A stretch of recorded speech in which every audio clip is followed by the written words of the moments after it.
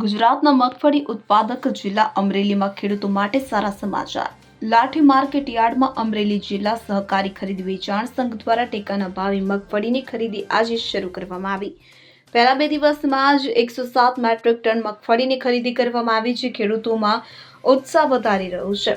આ ખરીદીમાં બોલ્ડ અને જાંબી જેવી પ્રકારની મગફળીનો સમાવેશ થાય છે કે જેના ભાવ ટેકા અનુસાર 7500 થી 8000 રૂપિયા પ્રતિ 20 કિલોગ્રામ નક્કી કરાયા છે। સંઘના પ્રમુખ જયંતિભાઈ પાનસુરિયાએ જણાવ્યું કે અમે 100 જેટલા ખેડૂતોને મેસેજ દ્વારા આમંત્રણ આપ્યું હતું કે જેમાંથી 39 ખેડૂતો મગફળી આપવા પહોંચ્યા। આ પહેલ કાર્યકર રહી છે પરંતુ ગુણવત્તા પર કડકાઈ જરૂરી છે। તેમણે વધુ કહ્યું કે 7 થી 8 ખેડૂતોની મગફળી નબળી ગુણવત્તાને કારણે રિજેક્ટ કરવામાં આવી કે જેથી બજારમાં ઉચ્ચ ગુણવત્તાની મગફળી જ પહોંચશે।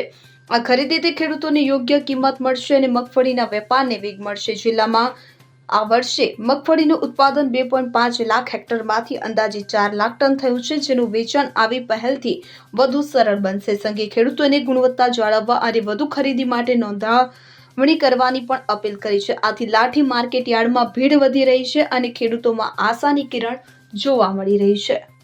મગફળીની ખરીદી કરવામાં આવી છે।